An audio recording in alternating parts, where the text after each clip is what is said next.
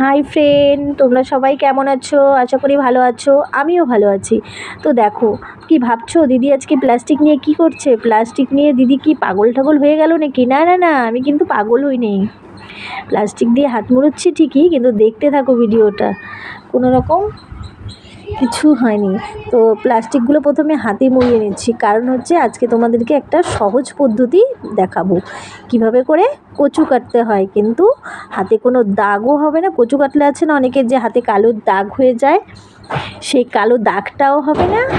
আবার তোমার হচ্ছে হাতও চুলকোবে না। কচু অনেকেই খেতে পছন্দ করো, কিন্তু হাত চুলকানোর ভয়ে কেউই খেতে পারছো না। যেমন আমার ক্ষেত্রে কিন্তু তাই হচ্ছে। আমি কিন্তু কচু শাক খেতে খুবই ভালোবাসি, কিন্তু হাত চুলকোবে বলে খেতে পারি না। কে কেটে দেবে আমাকে? আমার তো ঘরে কেউ নেই সেরকম। সেজন্য আমি একদিন এই পদ্ধতিটা বের করে নিলাম। তো দেখো, দেখতে দেখতে তোমাদের সাথে গল্প করতে করতেও প্রায় সব কচুই কাটাও হয়ে গেল। তো কচুগুলো ছোট ছোট করে কেটে নিয়েছি। হ্যাঁ, ছুলে নিচ্ছি, ছুলে নিয়ে কেটেছি সবগুলো, যে ছোট ছোট টুকরো করে কেটেছি। আমি কিন্তু কচুগুলো ভাপ দেবো না। অনেকে আছে একটু ভাপিয়ে নেয়, কিন্তু আমি ভাপিয়েও নেবো না। আর খেতে যে এত টেস্ট হয় কি বলবো। নিরামিষভাবে করবো কিন্তু আজকে। তো দেখো, প্লাস্টিকগুলো কিন্তু খুলিনি, কারণ কচুটা ধুয়ে নেবো। জল দিয়ে ধুলে তো আরও বেশি হাত চুলকোয়, তাই না বলো বন্ধুরা? যাই হোক, তো দেখো আমি কচুগুলো ধুয়েও নিচ্ছি। তো কচুগুলো 2-3 বার ভালো করে ধুয়ে নিয়েছি। অনেক সময় একটু বালু বালু থাকে, তো তাই ভালো করে ধুয়ে নিয়েছি। অনেকের যদি ঝাঁঝরি করা যে গামলাগুলো হয় বা থালাগুলো হয়, ওগুলো তো ধুয়ে নিতে পারো। তো সেটা তো আমাদের ঘরে নেই, সেই কারণে আমি এরকম করে বড় পাত্রেই ধুয়ে নিচ্ছি। তা আমার কচুগুলো কিন্তু ধোয়া প্রায় কমপ্লিট। দেখো, ধোয়া কমপ্লিট হয়েই গেল।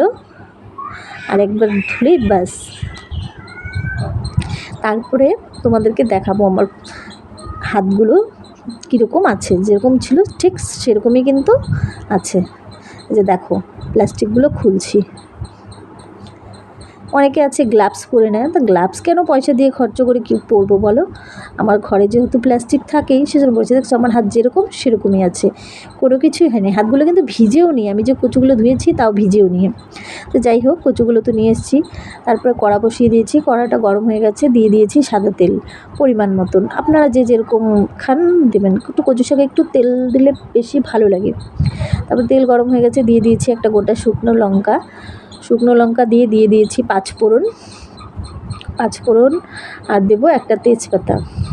তেজপাতাটা আমি একটু আবার ছিঁড়ে দিচ্ছি। আমি আবার গোটা দিই না, তেজপাতা একটু ছিঁড়ে দিলে সেন্টটা ভালো হয়, তাই না বলো বন্ধুরা? তো তোমরাও কিন্তু এভাবে একদিন ট্রাই করবে। আর কতগুলো কাঁচা লঙ্কাগুলো চিড়ে রেখেছি। কাঁচা লঙ্কা চিরাগুলো দিয়ে দিচ্ছি। দিয়ে কিন্তু একটু দূরে সরে যাবে, না হলে কিন্তু ফাটতে শুরু করবে। ওই দেখছো কি ফেটেছে, আমি তো দূরে সরে গেছিলাম। তারপরে এই যে কচুগুলো দিয়ে দিয়েছি, কচু শাকগুলো যে কেটে রেখেছিলাম সেগুলো দিয়ে দিয়েছি। তো কচু শাকগুলো দিয়ে হালকা একটু নুন দিয়ে দেবো, নুন দিয়ে একটু নেড়ে চেড়ে দিয়েছি, আবার একটু নুন দেবো, নুন দিয়ে ঢেকে দেবো। তো দেখতে পেলে আমি একটু নুন ছড়িয়ে দিচ্ছি, নুন দিয়ে পরিমাণ মতো নুন দিয়েছি। তো নুন দিয়ে একটু নেড়ে চেড়ে ভালো করে ঢেকে দেবো, যাতে কচুগুলো মজে যায়। তো একটু পরে আবার আসছি, 2 মিনিট পরে। দেখো, কচু থেকে কত জল বেরিয়েছে। আর একটু হলুদ দিয়েছিলাম। হ্যাঁ, হলুদ দেওয়াটা স্কিপ করে গেছি। হলুদ দেওয়ার সময় মনেই নেই ভিডিও করতে, একটু ভুলে গেছিলাম। আচ্ছা, যাই হোক, তো একটু পরিমাণ মতন হালকা হলুদ দিয়ে যে ঢেকে দিয়েছি। আবার ঢেকে দেবো। দেখো কত জল উঠেছে। তারপর আবার 2-3 মিনিট অন্তর অন্তর একটু নেড়ে দিতে হবে। আবার নেড়ে দিচ্ছি, দেখো। আর এখন মানে সেন্টিটা দিয়ে আর কি বলে না, তোমরা বা কে কী বলো আমি জানি না। যাই হোক, আমরা তো সেনি বলি, আপনারা হয়তো খুন্তিও বলো। যাই হোক, যে যেটা বলো সেটাই ঠিক আছে। তো ওইটা দিয়েই ভালো করে একটু ঘেটে দিয়েছিলাম, যাতে কচুগুলো দেখো একদম গলে গেছে। তো এভাবে করে আরও আমি ভেজে নেব 10 মিনিটের মধ্যে। তো ওর মাঝে দিয়ে দিচ্ছি একটু চিনি। কচু শাক একটু হালকা মিষ্টি ঝাল হলেই ভালো লাগে। তো ভালো করে নেড়ে চেড়ে আবারও ঢেকে দেবো। তোমার হয়তো অনেকে অনেক কথা শুনতে পারবে, পাশের বাড়ির সব কথা হচ্ছে, তো শোনা যাচ্ছে।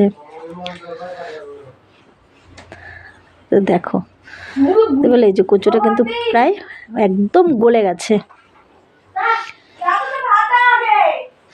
একদম গলে গেছে কচুটা।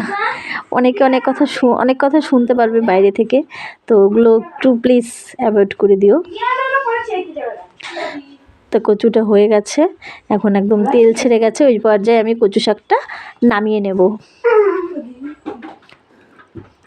দেখেছো কি সুন্দর হয়েছে না, দারুণ হয়েছে।